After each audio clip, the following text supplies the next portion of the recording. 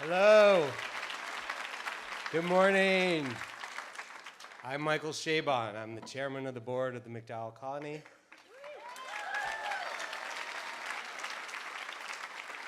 I'm also a MacDowell Fellow, I'm very proud to say, just like it says on the button.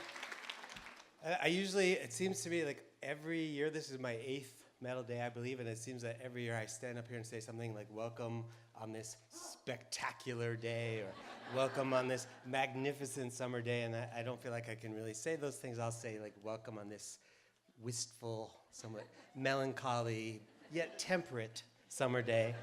And we're very grateful that the rain has held off as long as it has. I hope it continues to do so. I want to begin by acknowledging that we have gathered here today on the traditional lands of the Abenaki people who lived in this area for at least 13,000 years before the arrival of European immigrants and all their anchor babies.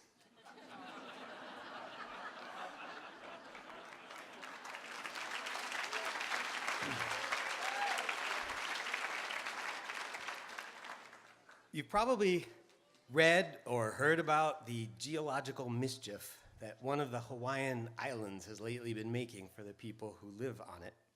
Spitting fire, bleeding lava, detonations and miasmas and burning projectiles.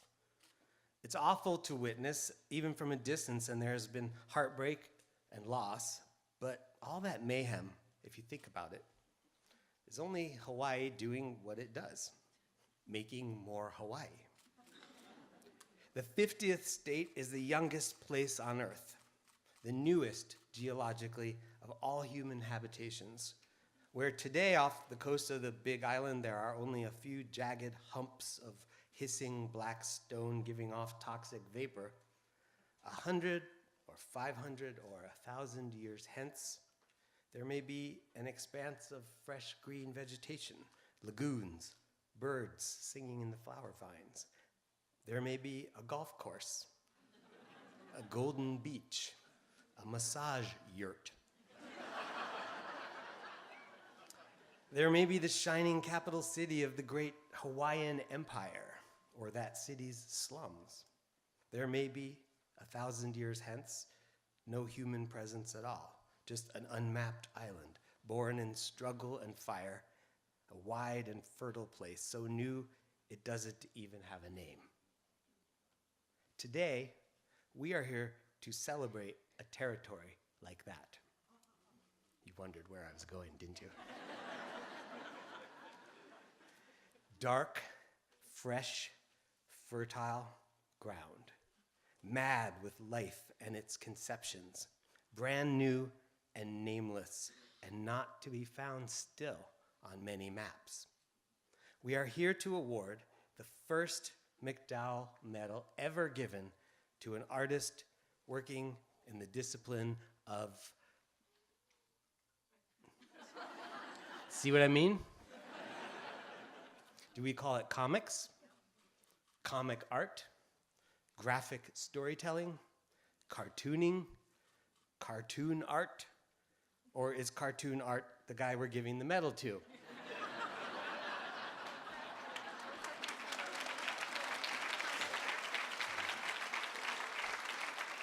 That's it, no more dad jokes in the entire speech.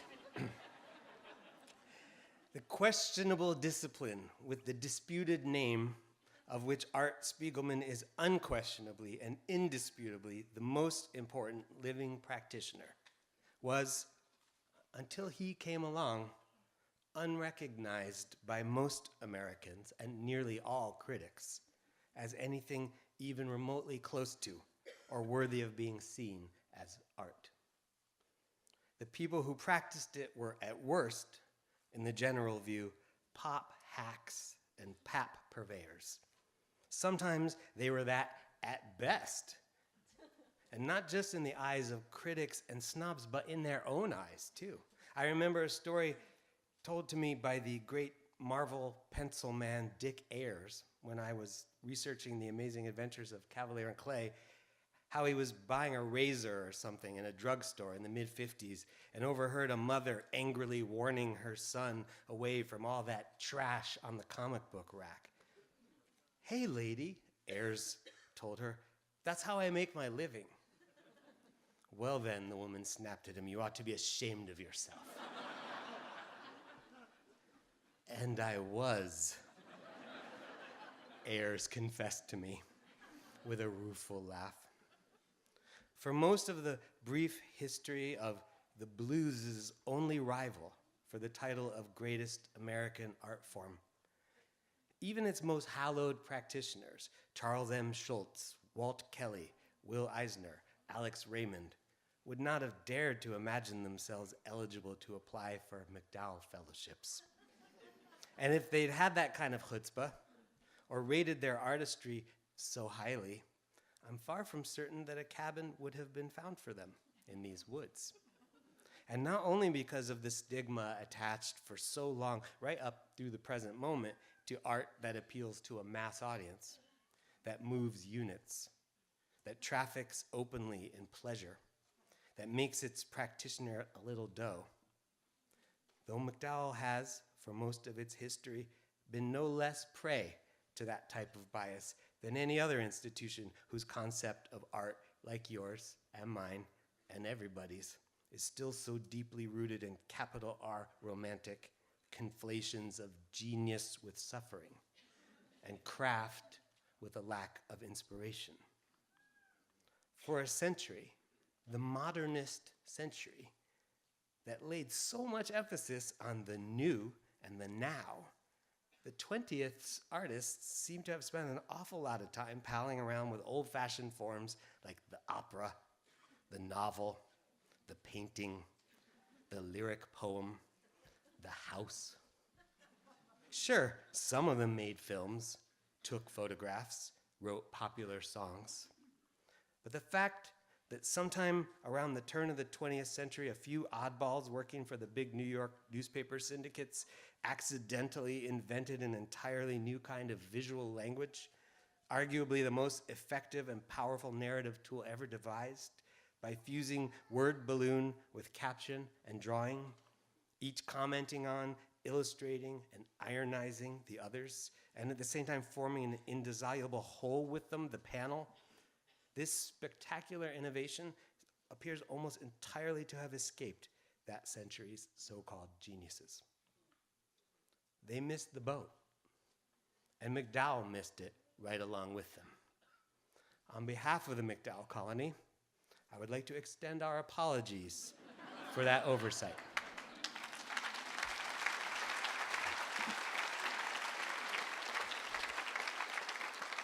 Comics, we're sorry. We're trying to make amends. Over the past couple of decades, MacDowell has awarded fellowships to a still small but ever-increasing number of graphic novelists, cartoon artists, or whatever the hell they call themselves. Among them, James Sturm, Cecil Castellucci, Danica Novgorodov. We have 3 fellows in residence right now. You can touch them. Who are working on graphic novels. And here we are today, bestowing a medal that has before now adorned the mantelpieces of Aaron Copland, Robert Frost, and Toni Morrison on Art Spiegelman. So let the word go forth to cartoonists around the world. There is a place for you and your art at the MacDowell Colony.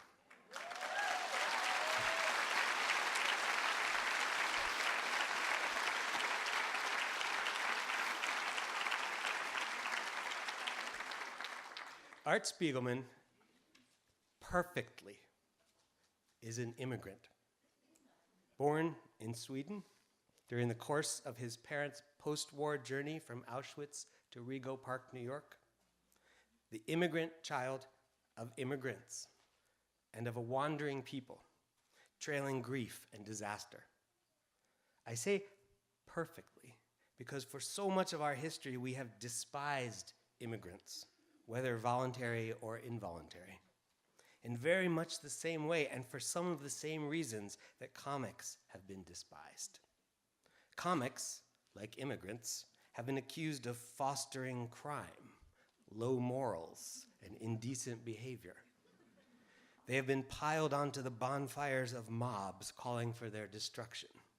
They have been looked down upon, ignored, denied their due seat at the common table. And yet, like our immigrants, comics have been a secret source of strength in our culture, of innovation and discovery, and above all, of the transmission of narrative. Art Spiegelman's story is an American story, meaning it starts somewhere else, far away. And of all the things that made Spiegelman a capital G genius, maybe the most crucial is his having realized with Maus that comics, despised, denied, and ignored, afforded him the most powerful way of telling that immigrant story. Immigrant minorities, voluntary or involuntary, tend to keep track of their notable firsts, like Louis Brandeis, John F. Kennedy. Among the upstart Johnny-come-lately tribe of comics artists, Spiegelman plays the Jackie Robinson role. Maus opened all the doors that had hitherto been closed to them, the big prizes, the trade publishers, the critical esteem, the 8-week residencies with your lunch in a picnic basket, and your work assiduously and even compulsively fostered. As gratifying as I'm sure all that recognition must have been to Art Spiegelman, I imagine that at times there must also have been a certain bemusement in it too. It might even have been for Spiegelman, Robinson, Brandeis, for Sally Ride, a touch infuriating. We read Maus, we read Maus, and we were awed by its darkness, rawness, pathos, volcanic humor, and said, as a culture, not only are you awesome, Art Spiegelman, but damned if comics can't be awesome too. When this happened, Spiegelman, like Ride, Brandeis, or Robinson, must sometimes have thought with mingled pride and sorrow of his despised heritage, of all those before him who had toiled invisibly for so long without recognition of their glory, and thought, yeah, we've been here all along. The history of comic art in this country echoes the history of its immigrants thus. It unfolded in the shadows, in the cracks and corners, away from the bright centers of power, prestige, and fame. Today, as this august institution, which did not admit its first cartoonist until sometime in the late 1990s, I believe, acknowledges the greatness of cartoonist Art Spiegelman, I think it's our obligation to consider as well all the artists and art that MacDowell has failed to see, failed to foster and acknowledge before today. Not just the George Harrimans, say, or Robert Crumbs, not just the medium of comics itself. All the black artists before Pauli Murray and James Baldwin in the late 50s, say, or all the potential black medalists before 2010 when Sonny Rollins stood on this podium. All the artists working outside the academies and publishing houses and galleries, in prisons, on the fringes, who will never know the peace of a private studio or the joy of the kind of intense artistic community that MacDowell affords. Everyone we've missed and keep on missing, even though sometimes they're right in front of us, even when they've been here all along. At this moment, in this country and around the world, we are seeing and hearing immigrants and their stories, but as ever, we're overlooking, neglecting, and ignoring far more than we see and hear. We're missing so much and so many. We stand in the bright center of our privilege, and unless some tale of darkness and brutality overwhelms us the way Maus overwhelmed us, we keep our eyes resolutely away from the shadows. It was just this bleak certainty of willful blindness that art was invented to circumvent and undermine. Art gives or imposes on us, poor blind humans, the power and with it the obligation to see what we would otherwise miss. As we honor this immigrant American artist, and along with him the medium we despised and neglected for so long, let's take a moment to consider all the stories that are going untold, all the people that nobody sees, everything we are missing all around us. Thank you.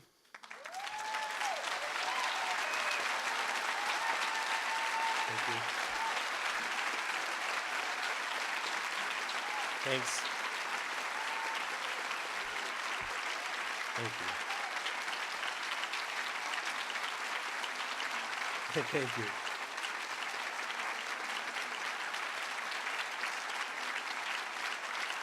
Thanks. Thank you. When I first became chairman of the board, when I first came onto the board as its chairman, one of the first and friendliest and most helpful, warmest receptions that I got was from the current president of the board, Andy Senchak, who it is my great pleasure to present to you this afternoon.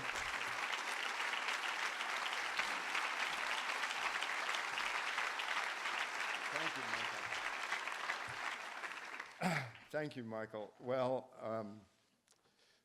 I really shouldn't say anything at all, but it is still a great honor to be here, also welcoming Art Spiegelman and his family and all of you. Since our last medal day, 305 additional names have been added to the tombstones in the studios, the 32 studios on our property. And as is our custom, we invite all of you to go to those studios and look at the names on those tombstones. And you'll see names that Michael has referred to, like James Baldwin. And each name is a testament to the enduring spirit of MacDowell, however flawed it may be on occasion in its neglect of certain artists and genres. However, the place and the idea have been sustained for 111 years, and there are probably 3 areas that are necessary for it to remain a viable and vibrant institution. The first area is diversity, equity, and inclusivity. Michael referred to James Baldwin earlier. He was born just 17 years after the first artists arrived here and wrote Notes of a Native Son while he worked here. And Baldwin is a compelling figure when you consider the need for diversity, equity, and inclusivity in our society, especially at this juncture. We're launching a James Baldwin initiative in which we hope to cultivate greater, much greater, and much needed engagement with all the communities that Baldwin so compellingly wrote about. And we're going to fund 10 fellowships in honor of Baldwin.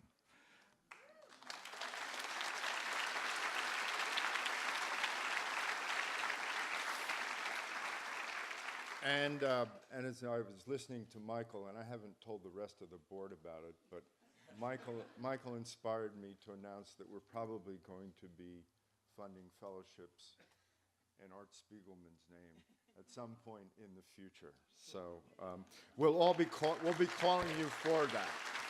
Okay. So you should reserve some of your funds for those particular fellowships as well. Okay. The second area critical to our sustainability is, guess what? Financial. And the question should be, do we have a viable plan for the sustainability of the fellowship, of the colony? The answer is, of course, we do have a plan, and the answer is yes, with your help. It means basically that we must raise about $3 million or over $3 million a year, and which is the approximate equivalent of funding 300 fellowships a year. Many of you are friends of MacDowell, and the Friends of MacDowell are now focused on funding fellowships.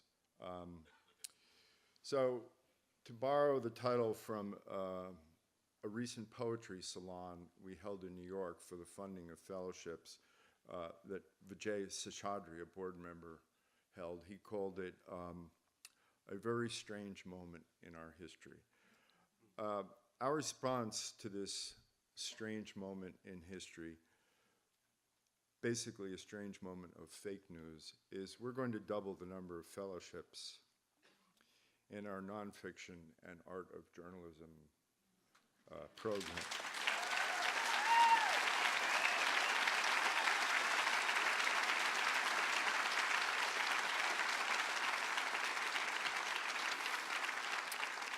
So after 3 years, we've welcomed 64 journalists, and 6 more will arrive this year.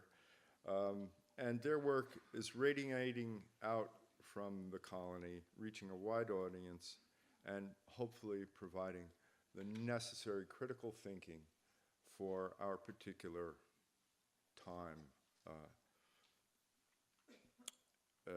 political time, I think would be the right phrase. So MacDowell also enjoys friendship in the persons of a few corporations that I'd like to acknowledge their support. Lincoln Financial is our corporate partner.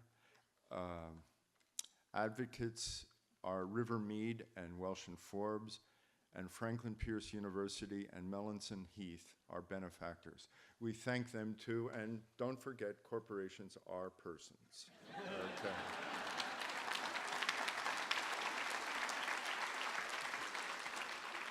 So the final subject, vital to the sustainability of MacDowell, began her job at MacDowell the year the 2016 medalist, Toni Morrison, won the Pulitzer.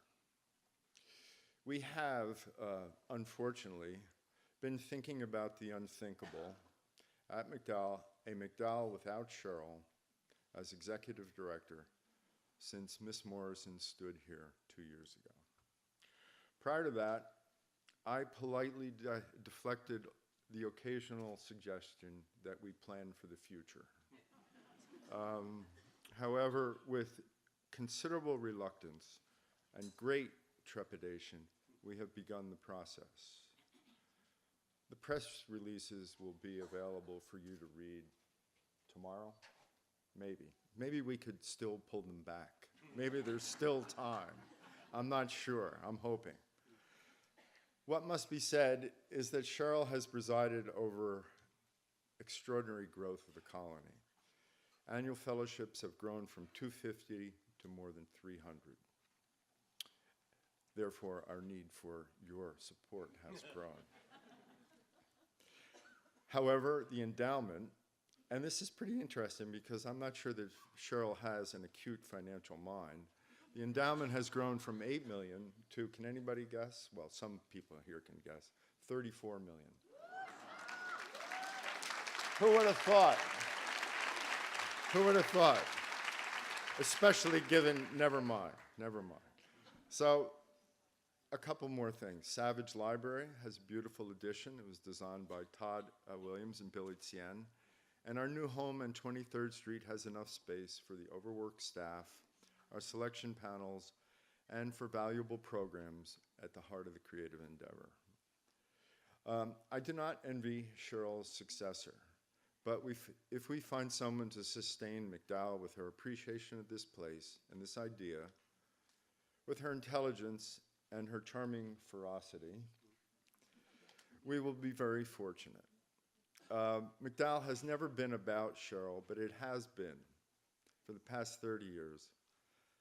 Oh, I hate to say this. All about her dedication to artists and the arts. Please stand and bring your hands together.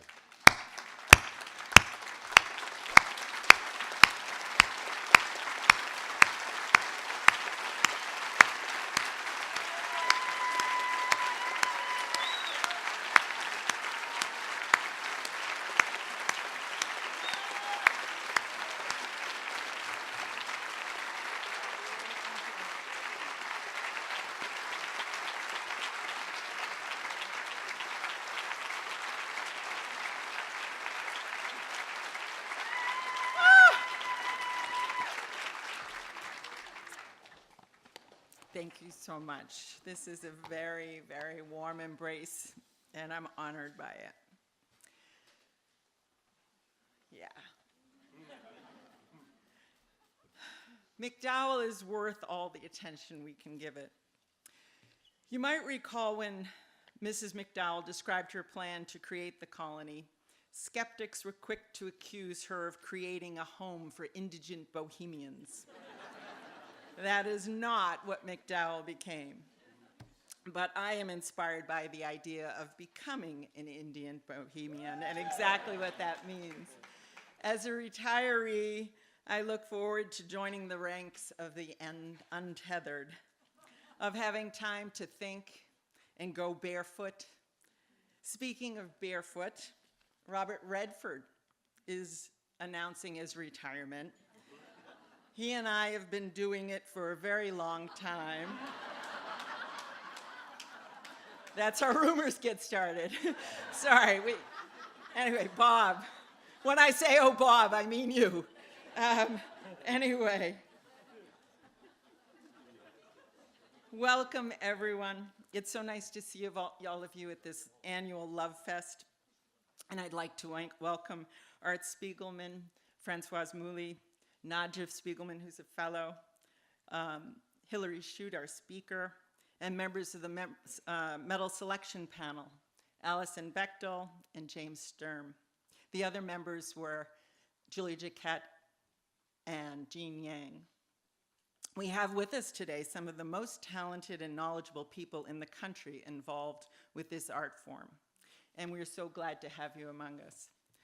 It took many years for comic art to be present at MacDowell, as Michael had said, and I'm not sure exactly why, because at the turn of the century, when MacDowell was founded, comic art was particularly well developed. Cartoon art and the innovation that we see now, putting one panel after another to create what we know as a comic strip, was actually born right around the time of the colony's founding.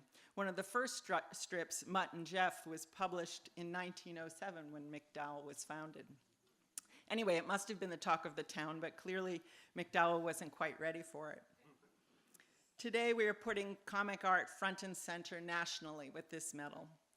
The blurring of fine and popular art, indeed what makes great art, is often not just about skill in depiction, but in the quality of the idea. And Mr. Spiegelman's genius is both in skill and idea. As Michael said, the number of graphic novelists and cartoonists applying to MacDowell have grown as the form is embraced. In our panels, we've been talking about adapting to that because now they can apply through visual art or literature, and they self-identify. But we will work this out with all of your help, exactly how to do this. But we have seen an increase, and we're very happy that that's happening. To be sure, all of the artists in residence today are among the country's and the globe's best artists. I'd like to ask all the MacDowell Fellows, those in residence and those who came today to be present, to please stand so we can applaud you.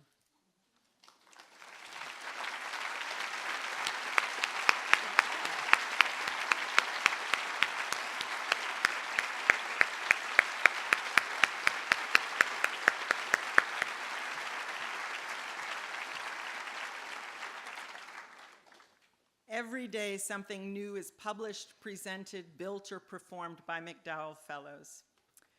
Of the 305 artists who received a fellowship, they were selected from 1,945 applications by MacDowell's 7 admissions panels. Roughly 1 in 11 received a residency, and 66% are first-time fellows, and the remaining are returning artists. We received applications from 48 states in the District of Columbia and 49 countries. About 30 artists are international, or 10%, and 61% are female.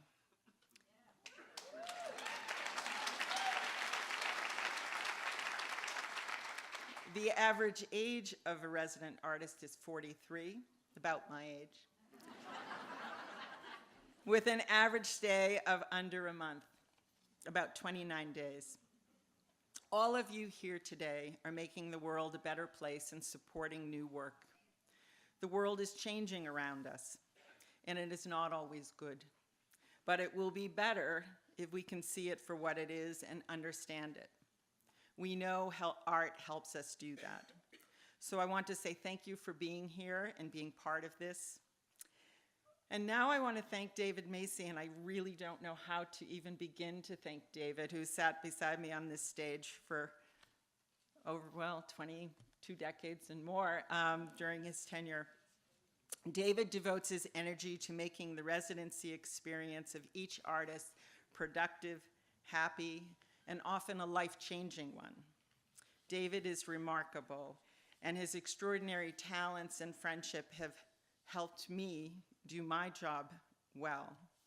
At least he's one of many. He will say a lot more about the team, but I want to add that I could not have had a more skilled or devoted team of colleagues at MacDowell. The staff, the board, volunteers, all of you, donors, artists, we rise to every challenge that comes before us on behalf of the colony and make it a joy. And I want to thank all of you for your kind support. Thank you.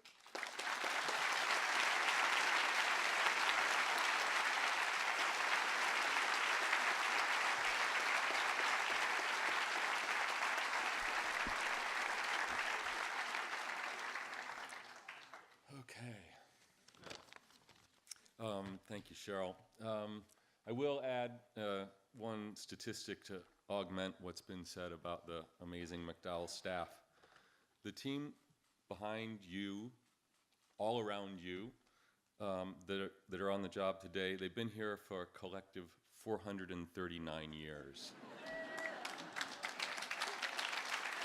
It's, you know, Cheryl's been here for 3 decades, so is maintenance foreman John Seaswerda. There are 5 others who have dedicated more than 25 years on staff.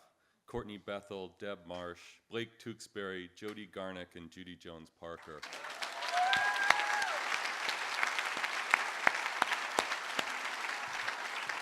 I single them out because of anniversaries, but there isn't a single position on this staff that is not crucial to the success of the place every day, and they deserve all the credit in the world. And you know what is actually true? 2 really young upstarts run this entire event. Dean Klinger, class of 2010, and Ann Hayashi, class of 2012.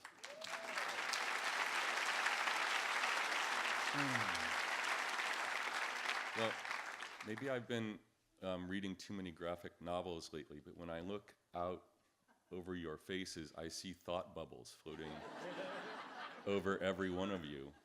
And what's starting to make me nervous is that they're almost all the same. It's lunch. And yeah, hunger is the great unifier. It doesn't matter if you're an arts lover or an art maker. We all love to be fed. And today, your lunch will be served in a basket like those that magically appear on the studio steps. There are days when lunch arrives in the studio like a generous muse, and other days where it merely divides a terrible morning from a grueling afternoon. The ritual can be traced back to Mrs. MacDowell, when she realized that Edward produced more and better work if he didn't have to stop and forage the middle of the day. The basket is a simple gift. It symbolizes respect for the recipient and the work that they're doing. And just between us, it's actually the secret ingredient that makes all MacDowell meals delicious. So if we carry the hunger analogy further, you could compare the MacDowell colony to a well-established restaurant, and Cheryl Young is the maniacal chef, relentlessly pursuing that Michelin star.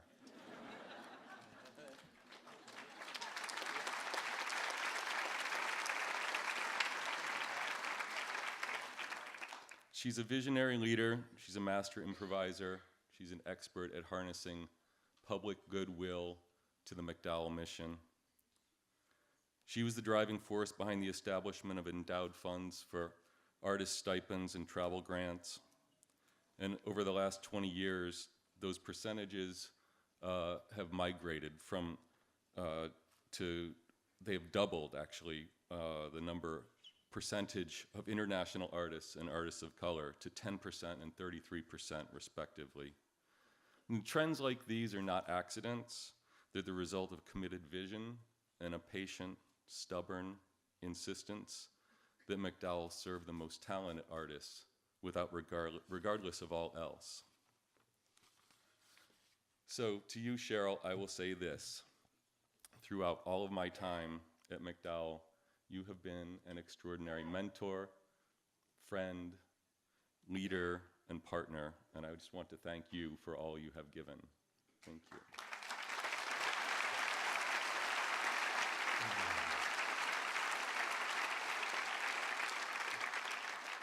So Cheryl's departure is obviously very sad to me on a personal level, and I have one last statistic to try and boost optimism for the future.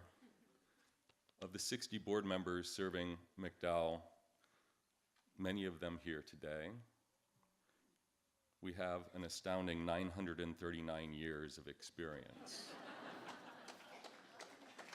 I'm not making that up.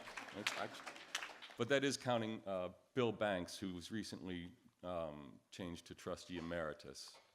So it would come down a little bit. But you know what they say, 439 years here, 939 there. Pretty soon you've got a little wisdom. So yes, MacDowell will go on. Tomorrow morning the pancakes will be flipped and the lunch baskets packed. The next day this tent will come down, and the day after that school will start and the artists will resume their voluntary trips to Conval. On September 7th, MacDowell Downtown will feature Grace McNeil, a singer and performer. And in November, the next installment will appear, and before you know it, we'll be back here under the tent thinking about lunch. So before I go, I would just note a couple of changes to the colony map. There will be no water station or ice cream truck near Hillcrest this year. Sorry. And please remember that the studios are closed until precisely 2 o'clock so that the artists have time to get ready for your visit. And lastly, I just ask for those of you to please help us honor Mr. Spiegelman by refraining from the pursuit of autographs while he eats his lunch. Michael, please, thank you.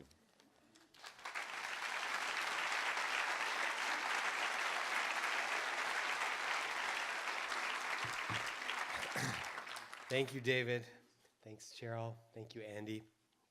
Now it's my great honor to present a powerful original thinker and critic, so restless and omnidirectional in her curiosity, so deeply versed in cultural history and critical theory, so interdisciplinary and category transcending that her work cannot be contained within a single field of inquiry.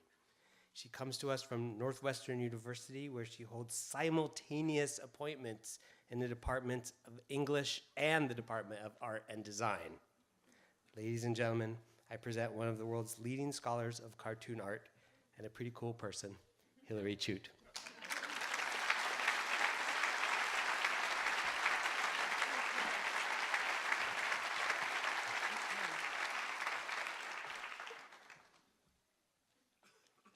Okay.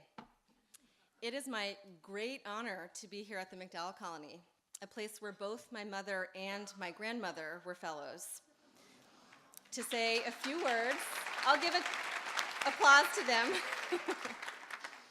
To say a few words about the remarkable career of world-renowned cartoonist Art Spiegelman, my friend, mentor, collaborator, and an unremitting source of intellectual inspiration. It's an important day also to celebrate the productive expansion of MacDowell's own categories. This is the first year, as Michael has noted, that the Edward MacDowell Medal will go to a cartoonist, inaugurating the new award category of comic art. Comics is a medium that has never had as many practitioners and enthusiasts and has never drawn as much interest from all corners of culture as it does right now. And excuse my quick excursion into the professorial, but however awkward it can sound in a sentence, I use comics as I do other art forms such as film, painting, and prose with a singular verb when appropriate, to the consternation of my editors everywhere. And this robust, diverse, and largely enchanting comics field that we now have, and probably even take for granted as a beating heart of contemporary culture, is inconceivable, impossible, without the decades of work created by Art Spiegelman that model just how moving, sophisticated, intricate, mysterious, and profound comics can be. Spiegelman's friend Neil Gaiman sums it up, I think, in writing to me a few days ago. We do not come away from art as we came to him. As the cartoonist Jean Lewin Gang memorably put it in our deliberations on the selection committee, and I love this phrase, art is close to where the concrete was poured. Art Spiegelman started changing American idioms of expression, reconceiving what comics could do and what they could be back in the 1960s and 70s, during the heyday of underground comics, a countercultural publishing movement in which comics were produced and distributed independently without any commercial strictures, specifically to seek adult audiences. 40 years ago, in 1978, Spiegelman explained, and I'm quoting him here, "For me, when I use the words underground comics, I mean work that will wake you up, work that allows you to be able to see more, to become more receptive, more alive." Comics in the Spiegelman vein propose what Victor Shklovsky named the fundamental device of art, permitting what he called a new seeing of reality instead of a mere recognizing or acknowledging. No one has done more to reveal the complexity and power of comics than Art Spiegelman, an artist, editor, curator, publisher, public intellectual, and historian of the form. From Spiegelman, we have had so far, if you can believe it, 50 plus years of comics that continually break the mode and push the medium in new directions. We see this with the 1978 volume Breakdowns, a collection of his underground era comics. A review that year in the publication Alternative Media titled James Joyce, Picasso, Stravinsky, and Spiegelman, a portrait of the cartoonist, puts it well. The review states, without relinquishing the native virtue and idiom of the comic strip, its wit and realism, he has treated the popular art form as a serious one and belatedly ushered it into modernism. Spiegelman himself mused in a later interview, in comics, formal energies hadn't been tapped, although they had in all the other arts, literature, painting, sculpture, music. Here was this young medium that in a sense was the last bastion of figurative drawing. As a result, nobody had become preoccupied with the issues that preoccupied modernist art elsewhere. In the era in which comics were being reinvented as specifically for adults and not just inclusive of them, adult intellectuals only was the tagline on one of Robert Crumb's famous underground comic books. Spiegelman invited readers to encounter the page as an aesthetic and even an architectural unit, a small masterpiece of built space, something to decode and to ponder. Influenced in part by non-narrative film, but committed to the printed page, Spiegelman's comics focused on how the form represents time in boxes or panels of time as space, as in the framed moments that are juxtaposed on the page in meaningful relation in comics. Could time be slowed down, run backward, or even stopped? Could time proliferate and overlap? Spiegelman brought the rigor of modernist experiment to comics. He created, along with others, a comics avant-garde of which he was at the forefront. But speaking of readers, Art worried after the esoteric experimental breakdowns that he wouldn't have any. And he was compelled by the idea of comics that needed a bookmark, a long-form story that would be as tightly architected as his dense 1 or 2 or 3 pagers and breakdowns, but that would present a narrative through what he once called the secret language of comics, instead of openly deconstructing the narrative on its face. Breakdowns includes a 3-page story titled Mouse, about his Polish-Jewish parents' memories of the Nazi death camps. It also includes, in a radically different German expressionist style, a 4-page story of grief and guilt, Prisoner on the Hell Planet, about Spiegelman's survivor mother's suicide when he was 20. These 2 short autobiographical pieces from 1972 are seeds for what would become a 13-year process of drawing and writing the book Mouse, A Survivor's Tale, which presents, through Wladek Spiegelman's testimony, the story of Art's parents' experience in Poland during the Holocaust and in New York City after, and also, crucially, the story of a young cartoonist struggling to understand, and specifically to visualize in comics form, what Art once called, in a notebook from the time, the center of history's hell. A digest-sized, black and white, 2-volume comics work that features the abstraction of an animal metaphor, presenting Jews as mice and Nazis as cats, Mouse blew the whole field open, along with the boundaries of art and literature more generally. The subject, I believe, of all of Art's work is the weight and movement of history, what he describes in his startling and significant book, In the Shadow of No Towers, about his experience witnessing the 9/11 attacks as that fault line where world history and personal history collide. So what is it like to read Spiegelman? The cartoonist Linda Berry wrote to me this week about her feeling about the raw edge of time being right there wherever he is. This is a feeling one gets in the presence of Art the person, but also in the presence of his marks, his panels, his pages, which feel paradoxically lively and yet perfectly distilled and economical. As we see in Breakdowns, Mouse, and In the Shadow of No Towers, to name just a few examples, the grammar of comics, boxes, balloons, tears, gutters, bleeds, shapes itself to express often dark historical realities, along with the persistence of the past, its interpenetration with the present. I had the pleasure of working with Art for upwards of 5 years on the book MetaMouse, which is about the historical, stylistic, and familial research that went into Mouse. The anchor of the book is a long interview that we recorded over a period of years and then edited.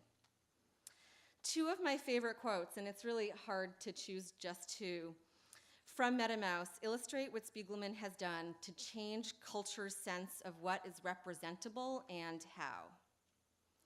The first demonstrates something I have always admired about Art: his imperviousness, no matter what the situation, to trends, and his unwavering commitment to his own convictions.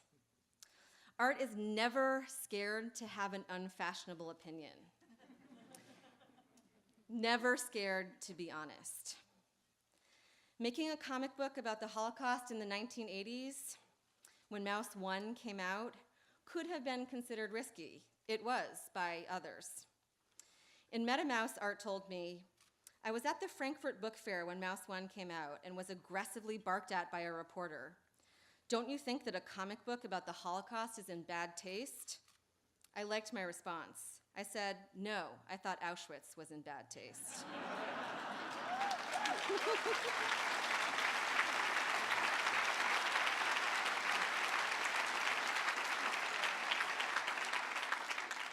Spiegelman has always had the guts to take comics and himself seriously, regardless of the outcome. My second favorite quote from MetaMouse, and one that I think about often, is simply, "History is far too important to be left solely to the historians." Comics concretizes history in its series of marks while pressuring concepts of linear time and transparency through its succession of self-consciously framed moments and its constant interplay of presence and absence. One of the everlasting values of Spiegelman's body of work is how it confuses categories, often smashing together idioms that are conventionally opposed, making them touch and interact. We see this in Mouse's mix of the abstract, which is to say the animal metaphor that runs as a visual conceit throughout, with its meticulous attention to researched, realistic, and even granular detail, as in the diagrams of ghetto hiding places and how to repair boots in Auschwitz.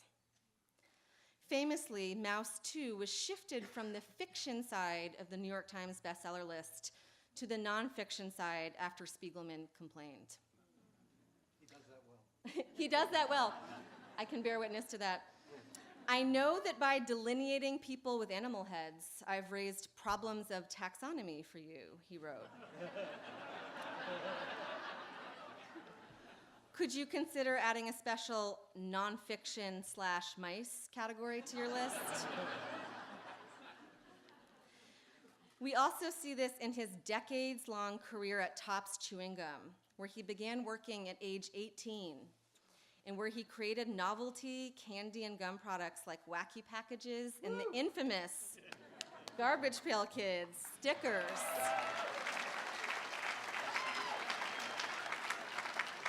Which perhaps, needless to say, were a massive hit in the 1980s. Spiegelman's association with Topps lasted through the publication of the first volume of Mouse, proving that one can be, and perhaps ought to be, at the same time both a skilled avant-gardist tackling the center of history's hell, and a skilled commercial satirist for the prepubescent set. It shows his enormous ability, which is a defining feature of his work, to capture both solemnity and humor and their imbrication. Further, while Spiegelman is deeply invested in print, which is to say, in the democracy of reproducibility, his comics have also been exhibited in countless museums and gallery shows and exist in the context of the art world, as in the famous 1991 show Making Mouse at the Museum of Modern Art, curated by Robert Storr.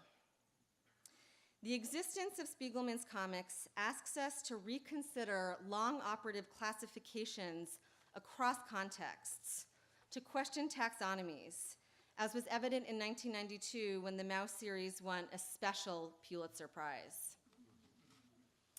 Spiegelman hasn't only changed forever the field of comics, he has changed forever post-war American culture, period. Because his comics have expanded our sense of what literature and art mean, defamiliarizing their words and images, particularly those of history. Spiegelman is responsible for so much, all of it stemming from his passionate commitment to comics that has shaped how culture expresses itself, often in moments of controversy or grief. For the sake of time, I'll note quickly just a few further achievements. These include the field-defining Raw magazine, which he edited and published with Françoise Mouly for over a decade. His contributions to The New Yorker, consisting of countless essays, comics, and covers, including his famous black-on-black 9/11 cover, executed in collaboration with Mouly, and his incisive essays, such as his 2006 cover piece for Harper's, titled Drawing Blood, which got the magazine banned in Canada. I want to end by noting one of my favorite projects. It must be hard to be banned in Canada. I want to end by noting, if you're Harpers, one of my favorite projects, which I think is appropriate for an enduring arts organization like MacDowell. It is a 50-foot stained glass window Spiegelman created for the High School of Art and Design in New York City, his alma mater.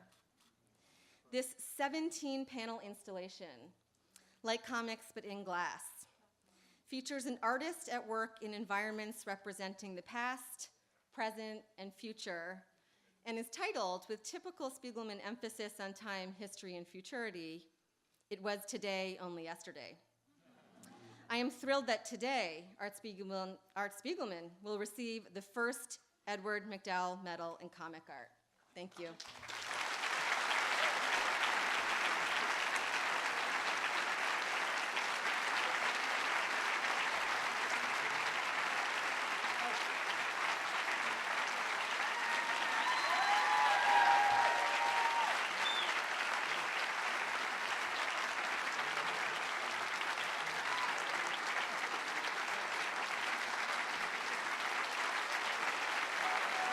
Thank you. Thanks so much.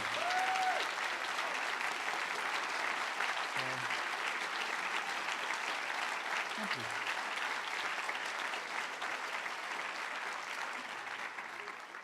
So, keeping the word lunch in mind, I'll set my timer for 4 impromptu minutes to, at least, if I can figure out how to use my phone, just so you know, this is all with 5 different essay topics being smashed together.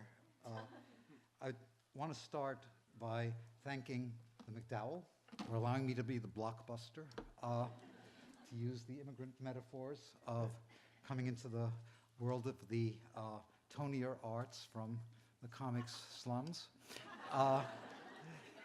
And I'd like to thank everybody here, including Allison, for a beautiful toast. Thank you. I know you're here somewhere, but I didn't spot you in the crowd. Thanks so much. Thank you. And definitely to Michael, who's been a great advocate and interpreter of comics, and a person I'm very proud to know and hang with. To Hillary, who is a very acute, not to say cute, collaborator. And I'm grateful that you took this heavy lifting part of the project on. I'd also definitely like to thank Naja Spiegelman, who was a fellow here in 2017 and claimed it to be a life-transforming experience, and said, I'm not going to insist that you go because I know you'll hate me if I do that.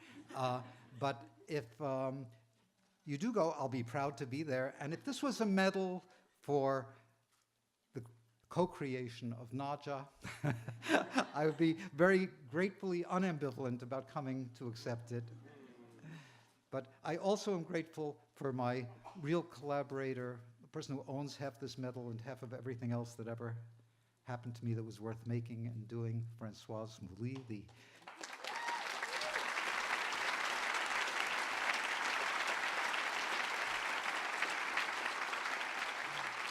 the co-maker of Raw, helped me put breakdowns to bed, my first real kind of cornerstone achievement, if we're going to talk about concrete.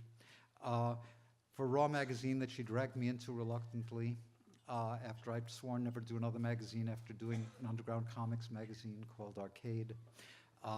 For all of the work on Raw, for keeping the New Yorker lively, alive, and worth looking at the cover of every single week.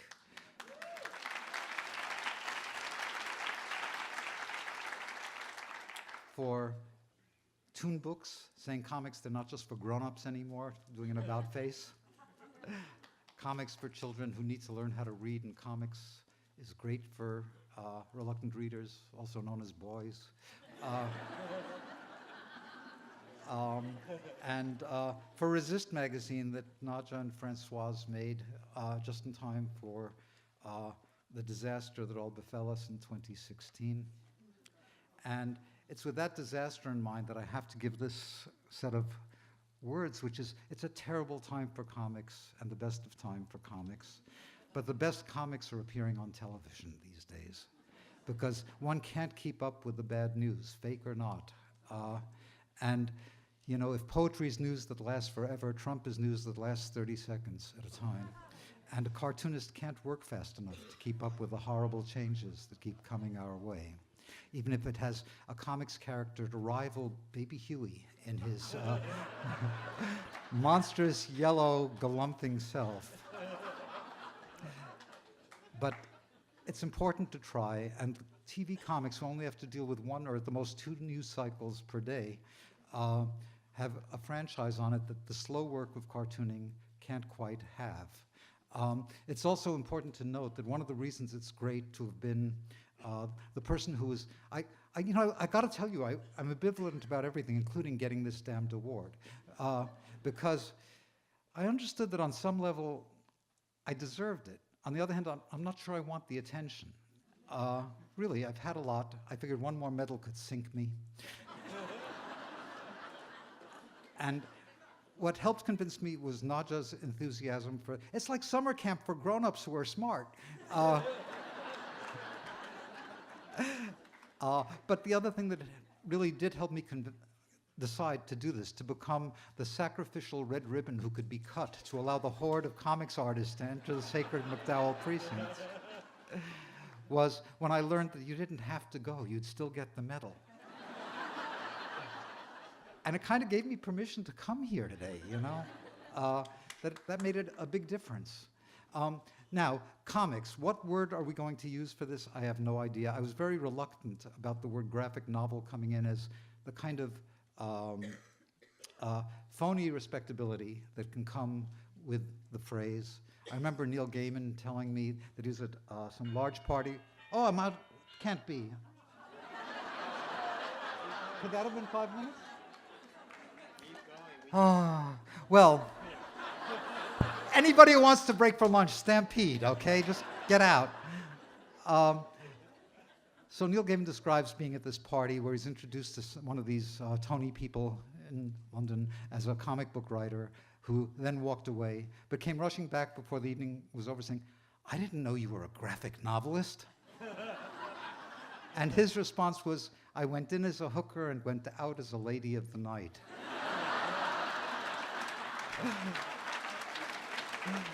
So I now see its value. I'm beginning to see things that are made only because the phrase graphic novel has come to exist. Even retrospectively, for people like Franz Masriel and Lind Ward, who I did the complete collection of the introduction for the Library of America's first visual contribution to it, who made these wordless novels. Speaking of wordless, the word I've always proposed for this in past decades has been comics, C-O-M-I-X, to comics, words, and pictures, growing out of the underground comics X at the end of comics, and preferring it because it got to something that didn't require that I be a comic artist coming up with fancy one-liners at my acceptance speech, but involved in co-mixing words and pictures together, which seems pretty basic to this idiom.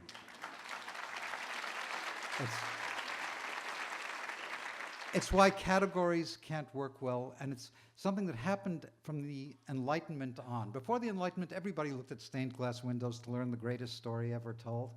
But words and pictures got redefined in the end of the 18th century when we needed more literate people rather than just people who tilled the fields. And at that point, words and pictures started becoming treif, unkosher. Can't mix these things together, words and pictures, each for its own domain, sphere, and likely use. Now, in this world where pictures and words both bombard us all day long, it's possible for this to come together again at a moment when Marshall McLuhan said, mass medium, when it's no longer the dominant medium, must become art or die.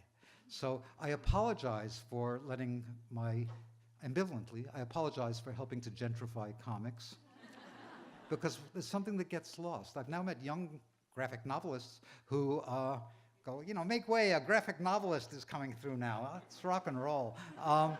And that's that shame that came with being a cartoonist that Michael alluded to. It's important to comics, and it's basic to comics.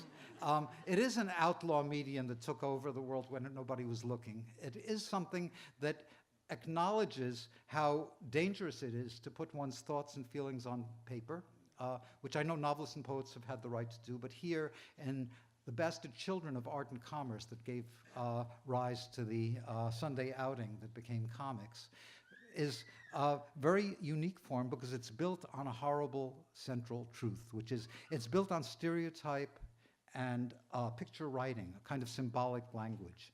And those symbols are born in the most Jurassic part of our brain. To become a cartoonist meant learning how to draw two women, the Madonna and the whore, maybe the grandmother as well. Learned how to draw, I won't even use all the expletives here just because I won't, even though I'm fearless, but I would say that every ethnic group has had its most vile representations in comics form. And it's interesting that everybody recognizes them. It's built into our language. And it means it's a lot of work to subvert them, but one must subvert them, not suppress them. For as horrible as the horror show of our government these days that may lead to a recap of Mao's 3, that as we live through that moment, it's also important to understand that those pejoratives have to be worked through and not shamed out of existence, to talk to the important and profound changes that we're living through now. And that one, as a cartoonist, has to learn to subvert those cliches. When I made Mao's, to call a Jew a mouse because they didn't protest violently in great numbers at their own execution, to conjure up the image of rat that needed to be exterminated, it was part of making Mao's, meant rethinking what these stereotypes and cliches might be and using them rather than ignoring them. So I thought that was an important part of what had to happen.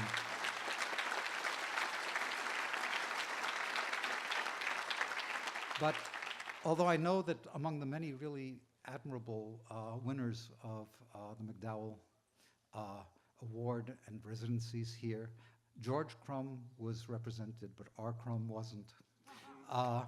And inviting him in would invite all of the problems that come with comics into your doorstep. And with that, all I can do is say thanks so much. Thank you all.